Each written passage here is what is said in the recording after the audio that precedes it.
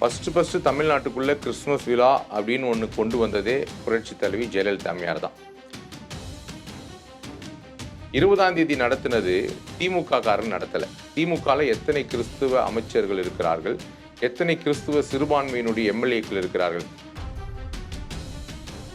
நான் கேட்கிறேன், அதே மேடையில் இருந்த சகோதரி கீதா ஜீவன் அமைச்சர் அவர்களுடைய தொகுதியிலும் அதே மாவட்டத்தில் எத்தனை தேவாலயங்கள் மசூதிகள் திறக்கப்படவில்லை?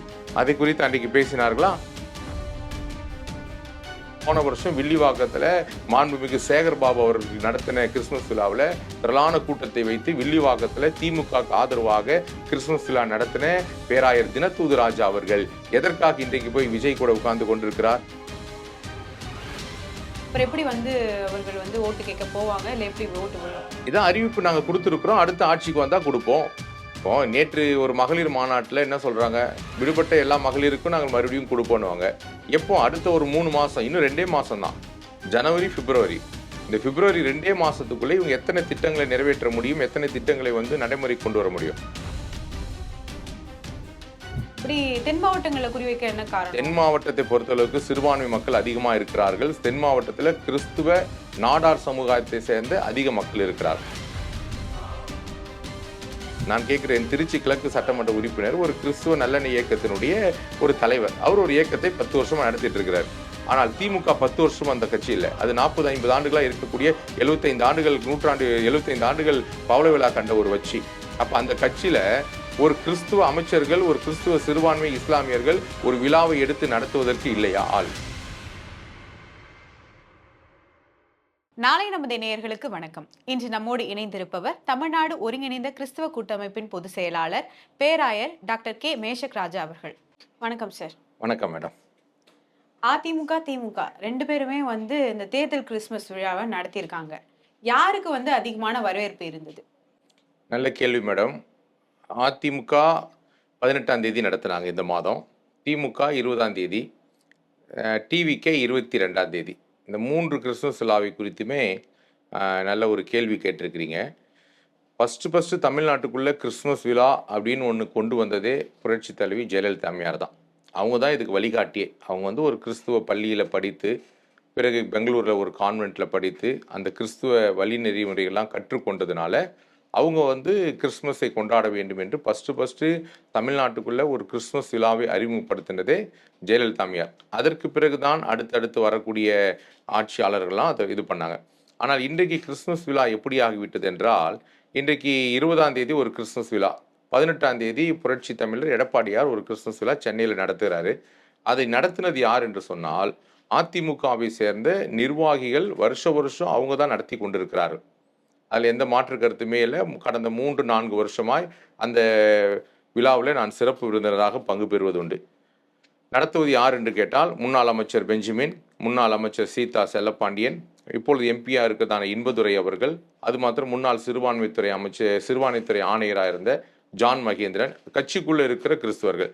20ஆம் தேதி நடத்தினது திமுக காரன் நடத்தலை. திமுகவில் எத்தனை கிறிஸ்துவ அமைச்சர்கள் இருக்கிறார்கள், எத்தனை கிறிஸ்துவ சிறுபான்மையினுடைய எம்எல்ஏக்கள் இருக்கிறார்கள்? ஆனால் ஒரு கிறிஸ்துவ நல்லெண்ணம் என்று சொல்லக்கூடிய ஒரு இயக்கத்தை வைத்து நடத்துகிறார்கள் என்று சொன்னால், அதே மேடையில் கிறிஸ்துவ சிறுபான்மை அமைச்சர்கள் அமர்ந்து கொண்டிருக்கிறார்கள். ஏன் அவர்கள் பேசவில்லை? ஏன் அங்கே மக்களுடைய பிரச்சனைகளை குறித்து அந்த கிறிஸ்துமஸ் விழாவில் எடுத்து உரைக்கவில்லை? அதை நீங்கள் நன்றாக கவனிக்க வேண்டும். அன்றைக்கு 4 திட்டங்களை முதலமைச்சர் அறிவித்தார்கள். பிறகு இதில் வந்திருந்தாங்க, நம்ம கொளத்தூர் தொகுதிக்கு அங்கே இருக்கிற கிறிஸ்துமஸ் விழாவில் நல்ல ஒரு அறிவிப்பை அறிவித்தார்கள். அறிவிப்பெல்லாம் நல்ல வரவேற்க வேண்டிய அமோகமான அறிவிப்புகள். ஆனால் அது நடைமுறைக்கு வந்ததா? அது வரவில்லை. ஏன் என்று சொன்னால், அது நடைமுறைக்கு வராமல், நீ அடிக்கிற மாதிரி அடி, நான் அழுகுற மாதிரி அழுகுறேன், நீ கேட்குற மாதிரி சொல்லு, நான் பதில் சொல்கிற மாதிரி சொல்கிறேன். ஆனால் மக்களுக்கு இன்றைக்கி நடந்து 20-22 நடந்து இன்றைக்கி 8 நாள் 10 நாள் ஆயிடுச்சு. ஏன் அதை ஜியோவாக வெளியிடவில்லை? ஒரு திட்டத்தை அறிவித்தால் அதை உடனடியாக கிறிஸ்துமஸ் அன்றைக்கு கிறிஸ்துவ சிறுபான்மை மக்களுக்கு ஒரு திட்டத்தை அறிவிக்கும் பொழுது, அதை அன்றைக்கு இயேசு கிறிஸ்துனுடைய பிறப்பு நாளிலே அதை அரசாணையாக வெளியிட்டிருந்தாங்கன்னா அன்றைக்கி கிறிஸ்துவங்க தே ஆர் ஸோ ஹாப்பி. ஆனால் இது எப்படி என்றால், ஒரு கிறிஸ்துவ நல்லெண்ணெய் இயக்கத்தினுடைய தலைவர், ஒரு இயக்கம் கூட்டணியோடு கூட இருக்கிறார், கட்சிக்காரர் கிடையாது, திராவிட முன்னேற்ற கழகத்தை சார்ந்தவர் கிடையாது. திராவிட முன்னேற்ற கழகத்தை சேர்ந்த பல வருடங்களாக, பல மாதங்களாக கட்சி கூட இருக்கிறவர்களுக்கு அங்கே மரியாதை கிடையாது. நான் கேட்கிறேன், அதே மேடையில் இருந்த சகோதரி கீதா ஜீவன் அமைச்சர் அவர்களுடைய தொகுதியிலும் அதே மாவட்டத்தில் எத்தனை தேவாலயங்கள், மசூதிகள் திறக்கப்படவில்லை? அதை குறித்து அன்றைக்கு பேசினார்களா? பேசலையே. ஏன் இதே மனோ தங்கராஜ் மினிஸ்டர் அவர்கள் பால்வளத்துறை அமைச்சராக இருக்கிறாரு, அவருடைய தொகுதியில், அவர் சட்டமன்ற உறுப்பினராக இருக்கக்கூடிய அவருடைய தொகுதியில் குலசேகரத்தில் இன்னும் தேவாலயம் திறக்கவில்லையே, அதை குறித்து அங்கே முன்வைத்தார்களா?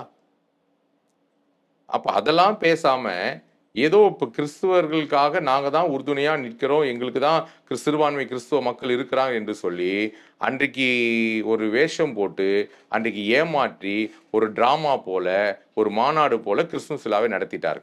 சார் அப்புறம் எப்படி சார் ஓட்டு போடுவாங்க?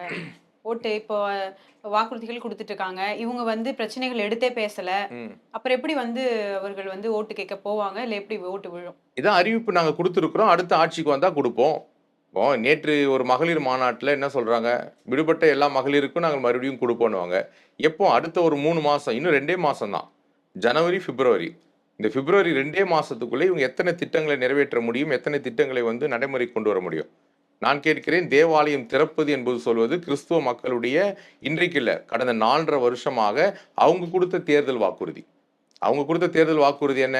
492வது தேர்தல் வாக்குறுதி. திமுக அரசு அமைந்த பிறகு பட்டா இடங்களில் தேவாலயம் கட்டுவதற்கு அனுமதி வழங்கப்படும். அதை நடைமுறைக்கு கொண்டு வந்தாங்களா? இன்னைக்கு வந்து கொளத்தூர்ல அவருடைய தொகுதியில கட்டிடத்துக்கு அனுமதி வழங்கப்படும் என்று சொல்லி ஒரு அறிக்கை கொடுத்துட்டாரு. ஜிஓவா கொண்டு வந்தாரா? கொண்டு வரலையே. அப்ப எப்படி கிறிஸ்துவ மக்கள் நம்புவாங்க? அதாவது பாருங்க, சிறுபான்மை கிறிஸ்துவ மக்கள் பிஜேபிக்கு, அதிமுகவுக்கு ஆதரவா இருக்கக்கூடிய சிறுபான்மை கிறிஸ்துவ மக்கள் என்னைக்கும் மாறி போட மாட்டாங்க, மாறவும் மாட்டாங்க. ஆனால் இப்போ கிறிஸ்துவ மக்கள் யாரெல்லாம் திமுகவுக்கு ஆதரவு என்று சொல்லுகிறார்களோ அவர்கள் எல்லாரும் வெளியிலே வந்து இன்றைக்கு டிவிகே பக்கம் போக ஆரம்பித்து விட்டார்கள். இதே கிறிஸ்துவ நல்லெண்ண இயக்கத்தினுடைய தலைவர் அன்பு சகோதரர் இனிகோ அவர்கள் முதலமைச்சர்கிட்ட எல்லா கிறிஸ்துவ தலைவரையும் கூட்டு போனாங்க. சில நாட்களுக்கு முன்பாக எல்லாரும் போய் சந்தித்து வந்தார்கள். அன்றைக்கு இயேசு அழைக்கிறார் ஊழியத்தினுடைய தலைவராக இருக்கிற டாக்டர் பால் தினகரன் அவர்கள் போனார்கள். ஏன் அவர்கள் கிறிஸ்துமஸ் விழாவுக்கு போகவில்லை? ஏன் சார்? மக்கள் சிந்திக்கணும். ஏன் போல? 20ஆம் தேதி அங்க போல. ஏன் என்று சொன்னால், அதே 22ஆம் தேதி இயேசு அழைக்கிறார் சார்பாக அதனுடைய சிஇஓ இருக்கிற ரெப்ரசன்டேட்டிவ் போய் டிவிகே விஜய் அவர் நடத்துகிற நிகழ்ச்சியில உட்கார்ந்துட்டு இருக்காரு. அப்ப இயேசு அழைக்கிறார் ஊழியமானது திமுகவுக்கு ஆதரவில்லை. இப்படிதான் வெளிப்படுத்த முடியும். 20ஆம் தேதி யாருமே போல. ஏன் அங்க ஒரு ரெப்ரசன்டேட்டிவ் போல? ஏன் இங்க டிவிகே போறாங்க? அப்போ மக்களுடைய மனநிலைமை மாறிடுச்சு. இதே டிவிகே கூட்டத்தில் 22ஆம் தேதி உட்கார்ந்திருந்த ஒரு பேராயர் அவர்கள் போன வருஷம் வில்லிவாக்கத்தில் மாண்புமிகு சேகர்பாபு அவர்கள் நடத்தின கிறிஸ்துமஸ் விழாவில் திரளான கூட்டத்தை வைத்து வில்லிவாக்கத்தில் திமுக ஆதரவாக கிறிஸ்துமஸ் விழா நடத்தின பேராயர் தினத்தூது ராஜா அவர்கள் எதற்காக இன்றைக்கு போய் விஜய் கூட உட்கார்ந்து கொண்டிருக்கிறார்? திமுக ஏமாற்றி விட்டது, நமக்குன்னு ஒருவர் இருக்கிறார் ஜோசப் விஜய். ஆனால் அதிமுக பிஜேபியில் இருக்கிற சிறுபான்மை மக்கள் மாறவே மாட்டாங்க. அதை எடப்பாடியார் அவர்கள் நிரூபித்து காண்பித்து விட்டார். 2024 பாராளுமன்ற தேர்தல் வரும் பொழுது எடப்பாடியார் அவர்கள் தனித்து நின்றார்கள். அன்றைக்கு யார் பிரதமர்னே தெரியாது.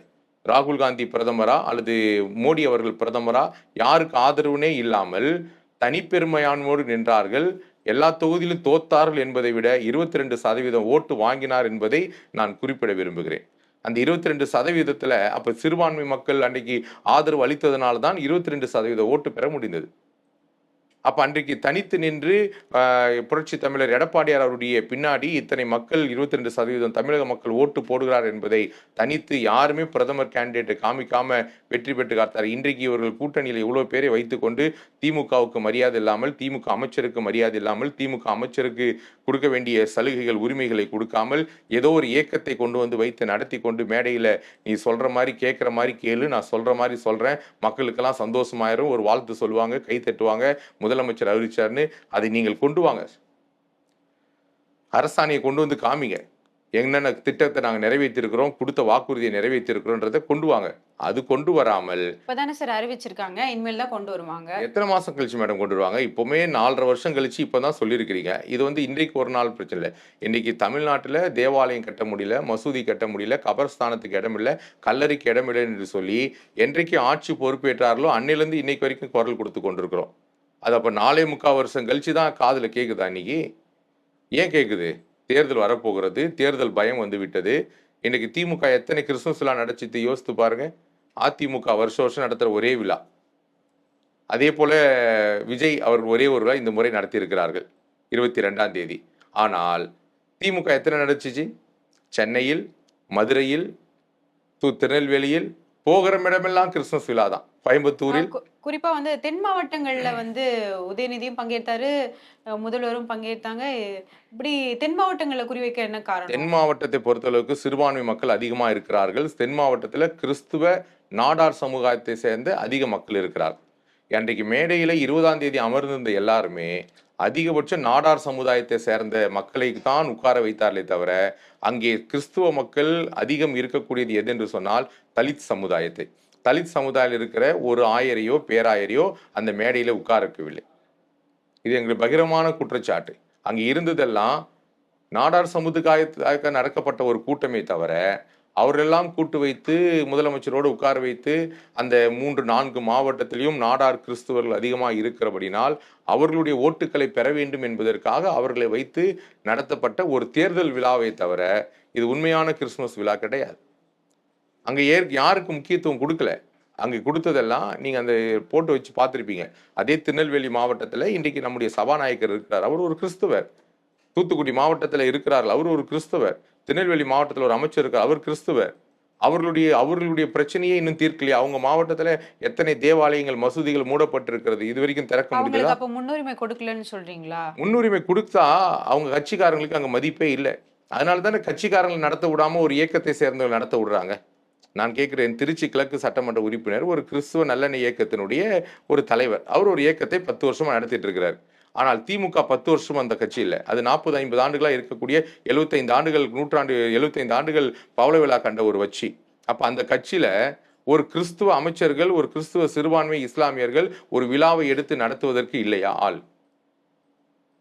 ஏன் இதே தென் மாவட்டத்தில் இருக்கிற அமைச்சர்கள் எடுத்து ஒரு திமுக சார்பாக கிறிஸ்துமஸ் விழா நடத்த முடியாதா? முடியாது, கொடுக்க மாட்டாங்க. ஏன் என்று சொன்னால் அவர்களுக்கு கிறிஸ்துவ நல்லெண்ணெய் இயக்கம் தான் அவங்களுக்கு ஜால்ரா தட்ட முடியுமே தவிர வேற யாரும் ஜால்ரா தட்ட முடியாது. அந்த ஒரே ஒரு நோக்கத்துக்காக நான் பலமுறை மீண்டும் மீண்டும் சொல்றேன், நீ அடிக்கிற மாதிரி அடி, நான் அழுகுற மாதிரி அழுகுறேன். மக்கள் பார்ப்பாங்க, ஐயோ இவர் அழுகுறாரு, ஐயோ கேட்டுட்டாங்க. மக்களுக்கு எல்லாம் போய் பரவாயில்ல அடுத்து வந்தா. இப்போ அடுத்து என்ன சொல்லுவாங்கன்னா, தேர்தல் வரப்போகிறது, நீங்கள் எல்லாரும் என் பக்கம் ஓட்டு போடுங்கள், மீண்டும் நம்முடைய ஆட்சி மலரப்போது, திராவிட மாடல் ஆட்சி வந்தால் இது எல்லாம் திட்டத்தை எல்லாம் நிறைவேற்றி விட்டோம். 420 தேர்தல் 520 தேர்தல் வாக்குறுதி கொடுத்தீர்கள், எத்தனை நிறைவேற்றி இருக்கிறீர்கள்? நிறைவேற்றாமல் நீங்கள் ஏமாற்றி கொண்டிருக்கிறீர்கள். தென் மாவட்டத்தில் கிறிஸ்துவ சிறுபான்மை மக்கள் நிச்சயம் உங்கள் பக்கம் ஓட்டு போடவே மாட்டாங்க. அது ஆல்ரெடி அவங்களுக்கே தெரியும். இது கவர்றதுக்காக ஒன்று போட்டாங்க, அதுவும் தோல்வி அடைந்து விட்டது. ஆகையால் அதுதான் இன்றைக்கு நடந்து கொண்டிருக்கிற நிலவரம். முதல்வர் சிறுபான்மையினருக்காக என்னென்ன வாக்குறுதிகள் கொடுத்துருக்காங்க? இப்போ 5 வருஷம் முடிய போகுது. எது நிறைவேற்றிருக்காங்க? மேடம், நிறைவேற்றினது நான் என்ன சொல்றேன்னா, பலமுறை நம்முடைய பொதுச் செயலாளர் எடப்பாடியார் சொல்றது போல, நீங்க என்னென்ன திட்டம் நிறைவேற்றிருக்கின்றது வெள்ளை அறிக்கை கொடுங்க. நாங்க எது நிறைவேற்றிலிருந்து நான் கொடுக்குறேன். நீங்க 4 வருஷத்துல சிறுபான்மை கல்வி நிறுவனராக இருக்கட்டும், அல்லது சிறுபான்மை மக்களுடைய வாழ்வாதார பிரச்சனையாக இருக்கட்டும், கல்லறை பிரச்சனையாக இருக்கட்டும், திருச்சபை அனுமதியாக இருக்கட்டும், அல்லது எந்த ஒரு பிரச்சனையும், அல்லது நீங்கள் சர்ச்சை புறணமைப்பதற்காக நிதி ஒதுக்கினீர்களே, அல்லது நீங்கள் கபர்ஸ்தானம் கல்லறை வாங்க நிதியை ஒதுக்கினீர்களே, எத்தனை மாவட்டத்தில் நீங்கள் கல்லறை கொடுத்திருக்கிறீர்கள், எத்தனை மாவட்டத்தில் நிதியை ஒதுக்கி தேவாலயம் புறணமைத்தீர்கள், நீங்கள் ஒரு லிஸ்ட்டை கொடுக்கலாமே. அதுக்கு தானே சிறுபான்மை துறை இருக்கிறது, ஆணையம் இருக்கிறது, அமைச்சகம் இருக்கிறது, வாரியம் இருக்கிறது, பொருளாதார மேம்பாட்டு எத்தனை இது வச்சிருக்கீங்க. இது போக ஒரு சிறப்பு குழு ஒன்று வைத்திருக்கிறீங்களே. அப்போ அந்த சிறப்பு குழு என்ன பண்ணுது? அப்போ இவ்வளோ சிறப்பு குழு இவ்வளோ வச்சு நீங்கள் சிறுபான்மை மக்களுக்கு நாங்கள் தான் சொல்லி ஒரு பயம் வந்ததுனால தான் இவ்வளோ பேரும் அப்படியே சிறுபான்மைக்கு நாங்கள் தான் அப்படின்னு சொல்லி ஒரு பாதுகாப்பு கொடுக்குறீங்க. ஆனால் சிறுபான்மை மக்களுடைய மனநிலைமை மாறிவிட்டதுனால அவங்க ஆயத்தமாக இருக்கிறாங்க. இப்போ திமுகவுக்கு பெரிய இழப்பு. திமுக பக்கம் இருக்கிற கிறிஸ்துவ சிறுபான்மை இஸ்லாமிய சிறுபான்மை கிறிஸ்துவ மக்கள் வெளியே வந்து மாற்று ஒரு இடத்திற்கு போவதற்கு ஆயத்தமிட்டார்கள். அதற்கு 22ஆம் தேதி நம்முடைய தமிழக வெற்றி கழக விஜய் அவர்கள் நடத்தின கிறிஸ்துமஸ் விழா அதற்கு ஒரு சாம்பிள். அதில் எத்தனை பேர் போனார்கள் என்பதை நீங்கள் பார்த்துக்கொள்ளலாம். அதில் இருந்தவர்கள் எல்லாமே திமுகவுக்கு ஆதரவானவர்கள் தான் போனார்களே தவிர அதிமுக பிஜேபிக்கு ஆதரவானவர்கள் போய் விஜய் அவர்கள் நடத்தின கிறிஸ்துமஸ் விழாவில் உட்காரவில்லை. அப்போ எங்கே சரிகிறது? திமுகவுக்கு ஆதரவாக இருக்கக்கூடியதான கிறிஸ்துவ மக்கள். ஏன் என்று சொன்னால் அதற்கும் ஒரு காரணம் உண்டு. திமுக எந்த ஒரு கிறிஸ்துவ தலைவரையும் மதிக்கவில்லை. அவர்கள் மதிக்கக்கூடியது ஒரே ஒரு தலைவரை. அந்த தலைவர் எல்லாரையும் ஏமாற்றி கொண்டிருக்கிற தலைவர். அந்த ஏமாற்றக்கூடிய தலைவர் தான் அவர்களுக்கு கப்பம் கட்ட முடியும். அந்த தலைவர் தான் அவருடைய சொல்லுக்கெல்லாம் ஜால்ரா தட்ட முடியும். மற்ற யாரும் தட்ட மாட்டாங்கன்ற ஒரே ஒரு நம்பிக்கையில ஒரு இயக்கத்தை பிடிச்சி வச்சிருக்கே தவிர திமுகவில் இருக்கிறவர்களுக்கு அடிமட்ட தொண்டனிலிருந்து மேல்மட்டம் வரைக்கும் யாருக்கும் மரியாதை இல்லை. இன்றைக்கு திமுகக்குள்ள இருக்கக்கூடிய எல்லா அமைச்சர்களுமே அதிமுகவிலிருந்து போனவங்க தான் இன்னைக்கு முன்னணியில் இருக்கிறார். திமுக வருஷமா இருக்கக்கூடிய காலகாலமா இருந்து கொடி பிடித்தவர்கள், பேனர் வச்சவர்கள், கட்டோடு வைத்தவர்கள், போஸ்ட் ஓட்டினவங்க, ஜெயிலுக்கு போனவங்க, போராட்டம் பண்ணவங்க, அறப்போராட்டம் பண்ணவங்க, உண்ணாவிரதம் பண்ணவங்களுக்கெல்லாம் இன்னைக்கு அங்க பவர் கிடையாது, பொறுப்பு கிடையாது. அவங்கெல்லாம் இன்னைக்கு 3வது இடத்துல நிற்கிறாங்க. ஆனால் அதிமுகவிலிருந்து மாற்று கட்சியிலிருந்து போனவர்களுக்கு தான் இன்னைக்கு அங்கே முக்கியத்துவம் கொடுக்குது என்றால் அந்த கட்சியில் இருக்கக்கூடியவர்களுக்கு வாய்ப்புகள் மறுக்கப்படுகிறது. புதிதாய் போன யாராய் போனாலும் அங்கே வாய்ப்பு கொடுக்கப்படுது என்றாவே நீங்கள் தெரிந்து கொள்ளலாம் அந்த கட்சி எப்படி நடந்து கொண்டிருக்குது என்பது. Okay sir. இப்போ ஆதவர்ஜுனா வந்து கிறிஸ்மஸ் நிகழ்ச்சியில வந்து அதிமுகவை நாங்கள் செமிஃபைனல்லே வந்து வின் பண்ணிட்டோம், ஃபைனல்ஸ்ல வந்து டிஎம்கே வந்து வின் பண்ணுவோம் அப்படிலாம் சொல்லி பேசியிருக்காரு. குறிப்பா வந்து அதிமுக செமிஃபைனல்ல வின் பண்றதுக்கு இவங்க ஆட்டத்துல இருக்காங்களா? அதாவது ஆதவர்ஜுனா அவர்கள் நல்ல என்னுடைய நண்பர் தான். அவர் நல்ல ஒரு மனிதர். ஆனால் அவர் அன்றைக்கு அந்த பேசின கருத்து வந்து மிக தவறானது. அவர் வந்து கூட்டத்தை பார்த்து என்ன பேச வேண்டும் என்று தெரியாமல் பேசிவிட்டார். அந்த அருமனையில் வந்து 2010 அன்றைக்கு ஜெயலலிதா அம்மையார் அவர்கள் முதலாக அருமனைக்கு போய் பேசின பேச்சுக்கும் இன்றைக்கு இவர் சொல்லுகிறார் நாங்கள் அதிமுகவை செமிஃபைனலில் தோற்கடித்து விட்டோம். நான் என்ன கேட்கிறேன்னா, இவங்க கிரவுண்டுக்கே வரல, பாலே அட்டெண்ட் பண்ணல. இது வரைக்கும் கிரவுண்டுக்கே வராமல் எப்படி செமிஃபைனல் பார்ப்பாங்க? எத்தனை லீக் ஆட்டம் இருக்குது? ஒரு குவார்டர் ஃபைனல், செமிஃபைனல், ஃபைனல் வரணும்னா லீக் போட்டியில் எல்லாத்தையும் வின் பண்ணணும். இது வரைக்கும் ஒரு கவுன்சிலர் தேர்தலை சந்திக்காதவர், இது வரைக்கும் ஒரு பஞ்சாயத்து தேர்தலை, இது வரைக்கும் ஒரு சேர்மன் தேர்தலை, இது வரைக்கும் ஒரு மேயர் தேர்தலை, சட்டமன்ற தேர்தலை சந்திக்காதவர்கள். அதிமுகவுடைய கட்டமைப்பு அப்படிங்கிற ஏறத்தாழ 35 ஆண்டுகளுக்கு மேலே தமிழ்நாட்டை ஆண்ட ஒரு கட்சி. அதே போல ஏறத்தாழ 50 ஆண்டுகளுக்கு மேலாக வலுவாக இருக்கக்கூடிய ஒரு கட்டமைப்போடு பட்டி தொட்டியிலிருந்து மேல் இடத்து வரைக்கும் இருக்கக்கூடிய ஒரு கட்டமைப்போடு இருக்கிற கட்சியை பார்த்து செமிஃபைனலில் ஜெயிச்சுன்னா அவங்களுடைய புரிதல் அவ்வளோதான். இதுக்கு மேலே அவங்க வந்து கிரவுண்டுக்கே வராமல் நான் வந்து மேட்ச்சில் வின் பண்ணிட்டேன்னு சொல்லி ஃபைனலில் இன்றைக்கி நம்ம எத்தனையோ T20 மேட்ச் பார்க்குறோம், வேர்ல்டு கப்பு பார்க்குறோம், ஒன் டே மேட்ச் பார்க்குறோம். எல்லா மேட்ச்லையுமே வந்து ஃபஸ்ட்டு வந்து அவங்க களத்துக்கு வரணும், கிரவுண்டுக்கு வந்து பேட்டை பிடிக்கணும். பேட்டை பிடிச்சி ஒரு பாலாவது அடிக்காமல் நீங்கள் எப்படிங்க செமிஃபைனலுக்கு போக முடியும்? இதே அதனுடைய புரிதல். அவர் நல்ல மனிதர். பட் அந்த கூட்டத்தை பார்த்து அதே போல் அருமனையில் வந்து வருஷம் நல்லா நடக்கும். ஆனால் இந்த வருஷம் தான் அருமனையிலே ஒரு பெரிய கலவரமே நடந்திருக்கு. அடிதடி சண்டையே இதுவரைக்கும் கிறிஸ்துமஸ் விழா ஒற்றுமையாய் நடந்த ஒரு கிறிஸ்துமஸ் விழா அங்கு இருக்கிறதான அருமனை கிறிஸ்துவ மக்களுக்கும் இங்கே இருக்கிறதான டிவிகே மக்களுக்கும் ஒரு பெரிய சண்டை, சலசலப்பு, அடிபிடி சண்டை நடந்தது இந்த கிறிஸ்துமஸ் விழாவில் தான். இது இவர்களுக்குள்ள எப்படிப்பட்ட மோதல் வந்தது? மக்கள் ஏன் இவர்களை ஏற்றுக்கொள்ளவில்லை? அல்லது இவர்கள் போனதுனால அங்கு பிரச்சனை வந்ததா? அந்த இடத்துக்கு கடைசி வரைக்கும் போகக்கூடிய நபர் வேற ஒருவர்.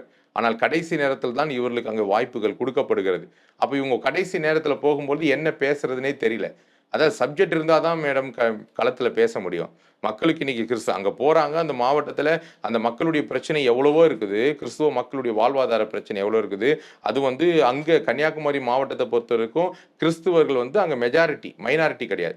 அப்போ ஒரு மெஜாரிட்டி பீப்புள் இருக்கக்கூடிய மக்கள் எடுக்கக்கூடிய இடத்துல எத்தனையோ திட்டங்களை சொல்லலாம், இவங்க செய்யக்கூடிய ஆட்சிகளை சொல்லலாம், இவங்க வந்தால் நாங்கள் என்ன செய்வோன்றது சொல்லலாம்.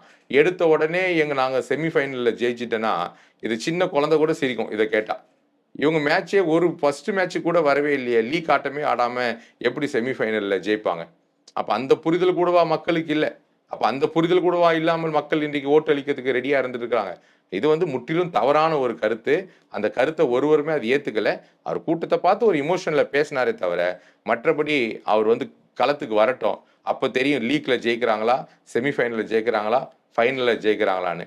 என்றைக்குமே போட்டி என்பது திமுகவுக்கும் அதிமுகவுக்கு தானே தவிர வேற யாருக்கும் போட்டி தமிழகத்தில் வந்ததில்லை, வரவும் வராது. போட்டி என்றால் திமுக, அதிமுக இந்த திராவிட கட்சிகளுக்குள்ள தான் வருமே தவிர புதிதாக அவர்கள் சொல்லிக்கலாம். ஆனா அப்படிப்பட்ட வாய்ப்பு இல்லை. Okay sir.